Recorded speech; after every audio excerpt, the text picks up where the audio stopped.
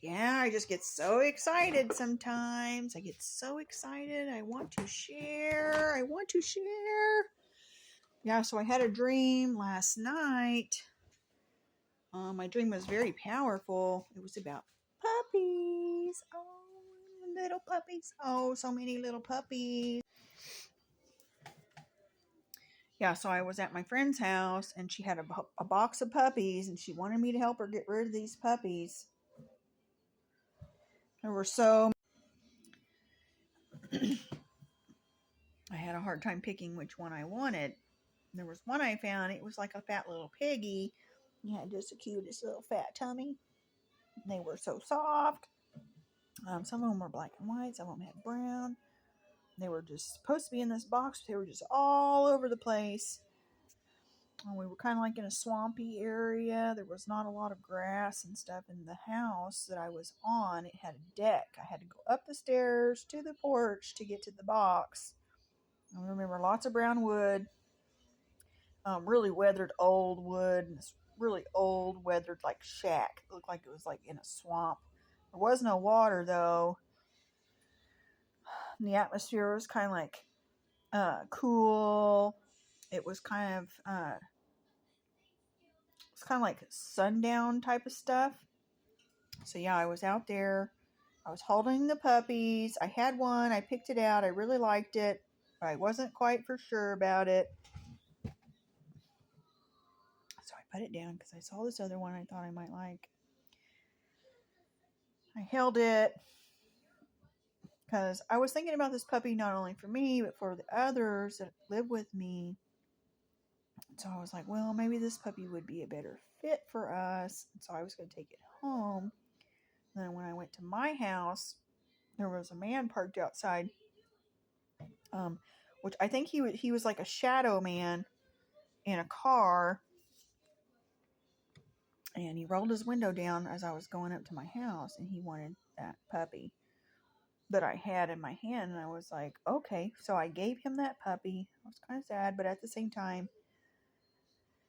he wanted the puppy, so I was going to gift it to him and just go and get another puppy because I was unsure if the puppy I picked out was, the right fit or not, because I actually really wanted the other puppy. I was just so torn between which one to get, and I kind of wanted to get more than one, but I had to tell myself, you really didn't even need one puppy.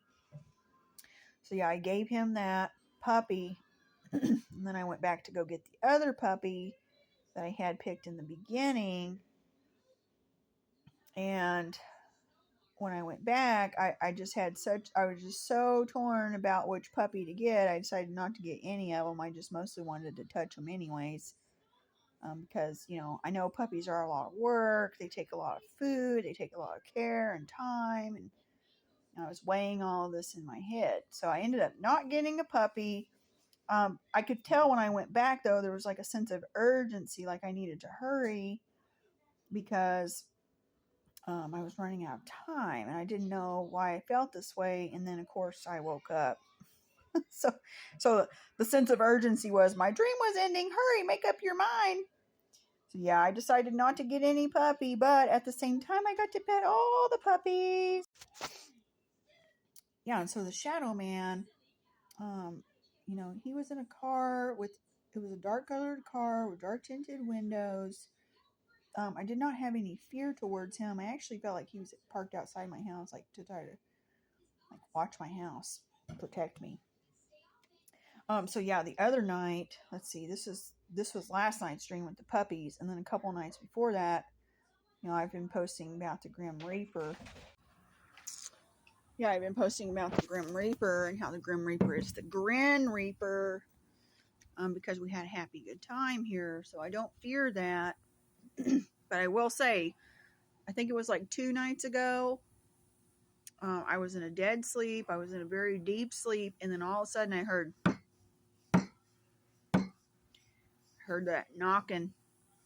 And of course I woke up and I was like, oh my gosh, I gotta go look at my door. So I went and looked at the door, because I thought the Grim Reaper was there. I was gonna let him in. He wasn't there. I didn't see anything there. So I was like, well, I guess I'm supposed to be up. So I stayed up a while, and then I got tired again, and I went back to my room to lay down. And of course, I dozed off, and then I heard the knock again. It was so freaking loud. And then I got up and went, checked my door again, and still nothing was there. I was going to let them in, though. Because I'm not afraid of this kind of stuff, you guys. You know, I know when it's your time, it's your time. Okay, there's a lot of fear stipulated around when it's time to cross over. And you need to know when it's your time, it's your time. There's nothing that you can do to delay this time either. Just like with your birth, when it was your time to be born, there was nothing they could do to delay that time either. It was time. It was time for you to pop out your head and go peekaboo. Just like when it's time to go home, it's time to go home. Okay? So yes, I welcome the spirits, and I do know that they help guide me. They help watch over me. In a way, I feel like I am not alone. You know, and there's been lots of other stuff that I could say about the shadow people. You know, you have a shadow.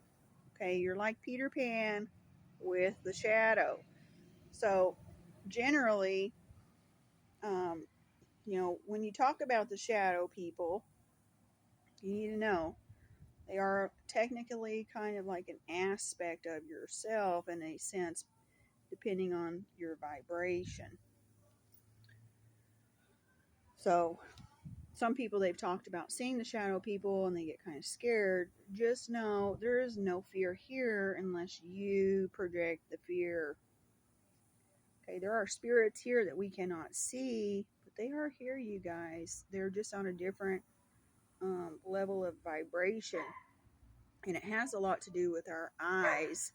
Our eyes can only see so much of a spectrum, whereas your energy, on the other hand, you can feel an energy.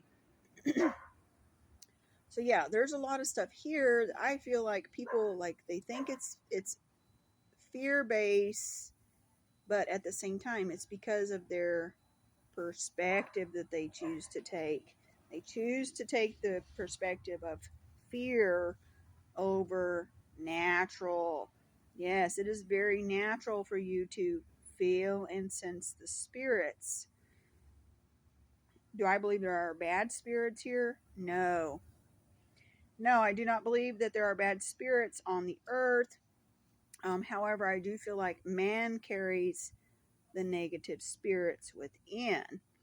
Okay, and because we are very powerful, we can create aspects of ourselves. So a lot of the times when people are talking about demons and stuff, they are talking about their energies, their aspects, their alter egos that they have created. And likewise, they can create these egos as a collective. So a lot of people who are chained into fear, they are chained into fear by the aspects of energies that they have created.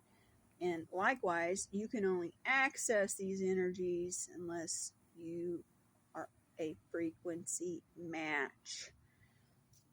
So this is one of the reasons why I don't let a lot of people touch me. Yes, because my body is a sacred vessel, and I know the spirits that follow me and protect me, that they only have good intent towards me. That's all I ever choose to see is the good intent. So yeah, I just wanted to leave that today too, to talk about the shadow people. You have a shadow, friend? Are you afraid of your own shadow? Are you afraid of anything that might be hiding in your closet? If so, this is something that you must deal with. This is what the shadow work is about. To demolish all fear. Okay, because we must only see the good. We must only see the good. And this takes practice. Yes, fear is man-made.